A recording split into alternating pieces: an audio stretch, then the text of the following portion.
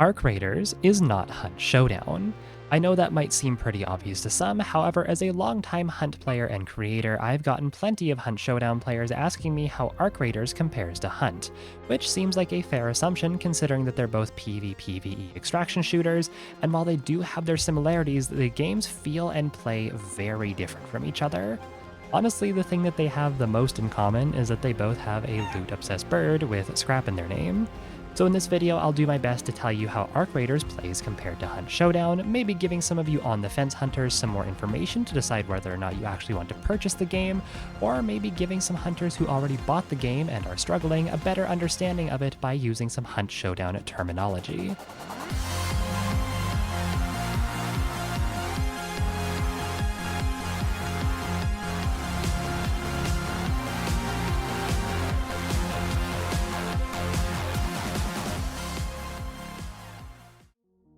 Starting off with the biggest difference between the two, first person versus third person.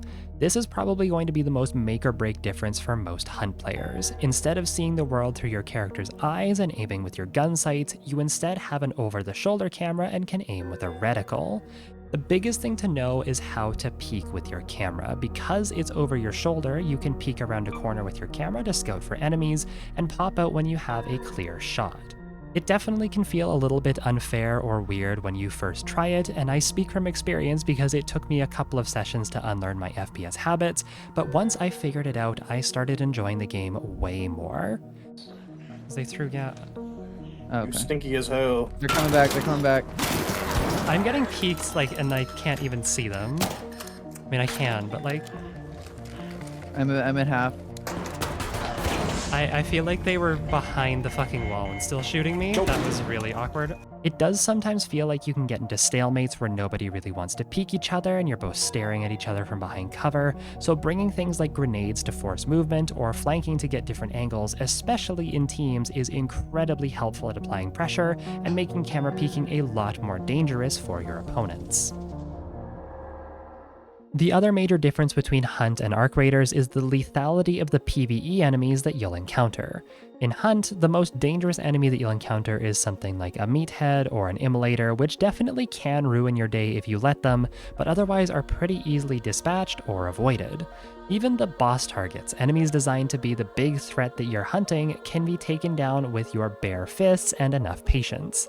This is to say that Hunt's PvE elements exist to give the player something to do in between PvP fights. They make the world feel more alive and fluid and are not intended to be the main threat. In Arc Raiders, developers have stated multiple times that Arc, the robots that you'll encounter, are always meant to be the main danger. Players will still pose quite a threat too, but Arc cannot be ignored. Obviously, the big heavy hitters like Queens, Bastions, and Rocketeers are major threats, but even the little guys like Wasps, Hornets, and Pops will mess you up and drain your resources if you don't take them out quickly. I promise you, you will wipe to Arc at one point or another. In the server slam alone, the free playtest that only lasted for a couple of days before launch, over 2 million players were downed by the Rocketeer alone. Take your time, learn to shoot weak spots like propellers and cores, and accept that eventually the robots will get the better of you. It's only a matter of time. Moving on to player combat, there are definitely more similarities here compared to the last two talking points. Like Hunt, Arc Raiders is very good at giving feedback to the player during combat.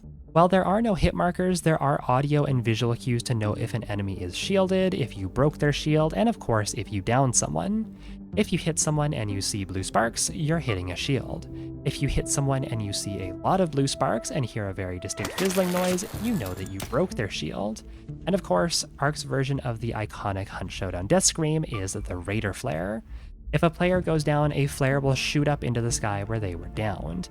This is not only a visual and audio cue that you downed someone, but you can also use it to see where PvP is happening if you're feeling particularly bloodthirsty. Speaking of being downed, unlike Hunt, there is a timer before your character dies, and once you're dead, you're done. There is currently no way to revive teammates once they are full dead. As previously mentioned, raiders have shields. These do not increase health, but instead they provide damage mitigation depending on how heavy your shield is. Because of this, players are typically a fair bit tankier in Arc Raiders compared to Hunt. To my knowledge, there isn't a single weapon in the game that can one-shot an enemy raider at full health, even with the lightest shields, so while getting ambushed definitely isn't fun in Arc Raiders, at least you're not getting insta-killed by a headshot out of nowhere like you would in Hunt.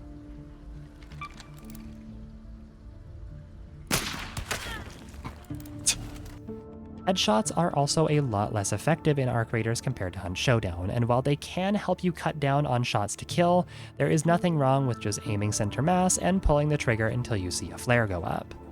Even the high damage weapons like shotguns and snipers will take at least 2 shots to kill even with headshots, usually one to pop someone's shield and another one to actually down them, making the overall time to kill feel way slower compared to Hunt, especially at close range. There isn't any passive regen either without some of the higher tier gear, so for those of you who remember Hunt Showdown before the rise of the regeneration shot, you can whittle down enemies until they either run out of meds, or their shield loses all durability from taking too much damage and can no longer be recharged. This makes War of Attrition a very viable strategy and really emphasizes not taking damage instead of tanking it and healing it back later. Switching gears to the other major component of combat, the weaponry. Arc Raiders has a decent selection of weapons to choose from, including pistols, shotguns, rifles, snipers, and even an LMG. Weapons do have a rarity system, with the higher rarity weapons typically punching above the lower ones statistically, but being more expensive or harder to come by overall. That being said, don't think that the lower rarity weapons are trash, as even something like the Stitcher, a dinky little SMG, has some of the highest DPS in the game up close and can shred raiders indoors. I definitely think Hunt players will gravitate towards the higher damage precision weapons such as the theyre, which is quite literally just a sparks made of scrap metal, as they obviously play a lot more similarly to Hunt's precision-focused gunplay. Weapons also have bullet velocity and drop like in Hunt, so learning to lead your targets is important, especially on the slower velocity weapons like the kettle or the anvil. Unlike Hunt though, weapons do have bloom, meaning that as you fire in quick succession, your reticle will expand and your shots will become less accurate. This can be remedied though by adding attachments and upgrading your weapon's tier. Attachments are pretty self-explanatory. You can throw on grips, stocks, magazines, and muzzles to improve your weapon's handling and capacity, with some special attachments existing such as the anvil splitter, which turns your revolver into a shotgun. Weapons themselves, however, can be upgraded by increasing their tier from 1 to 4. Which stats improve is different per weapon, but will typically improve the biggest pain point of said weapon. For example, the Rattler is a medium ammo assault rifle with a very small capacity of 10 rounds at tier 1, which is literally not enough bullets to down a full health raider in a single mag. Upgrading it will increase your magazine size to be actually usable, along with some other perks like increased durability. Again, this varies from weapon to weapon, but typically it will either be something like recoil reduction, fire rate increase, and reload speed increase as the most common ones that I've seen across the board. Though if a weapon doesn't feel good to use, it might just need a few upgrades to make it feel a little bit snappier. Another thing to look for is what caliber a weapon shoots. There are 4 main types of ammo, being light, medium, heavy, and shotgun. The heavier the bullet, the better armor damage it will deal, so if you're struggling to take down the armored front propellers of, say, a Hornet with your light ammo Stitcher, try either aiming at the less armored bits or take something that shoots bigger bullets to knock that armor off and make your life a little bit easier. Taking a step back from combat to look at some of the out-of-match features, let's talk progression. Hunt Showdown, while very fun and a very replayable game, has abysmal progression systems. The only long-term progression system that we have is prestiging, which for some players such as myself, doesn't really feel worth it and is kind of just a pointless grind. Arc Raiders, on the other hand, has plenty of progression, from skill trees to improve your raider, workbench upgrades to craft better gear, over 50 quests to be done in match, and hell, you can even upgrade your pet rooster Scrappy so that he brings you back extra materials for you because you fed him some lemons and gave him a comfy pillow or two. I love the progression systems as it feels like there's always something that I can be working towards and making progress on. But what happens when you reach max rank and upgrade all of your benches and finish all of your quests? Well, this is where expeditions come in. It is an optional prestige-like system that only happens during specific times, where you must gather a ton of materials prior so you can send your raider off out of the Rust Belt and onwards to a better life, or something along that line. It wipes most of your stuff, aside from cosmetics, but you get plenty of bonuses such as increased stash space, boosts to Scrappy, and plenty more meaningful gameplay bonuses until you decide to do another expedition. This is infinitely better than Hunt's prestige system in my opinion, as it makes me want to actually work towards preparing for the next expedition window so I can reap those gameplay rewards.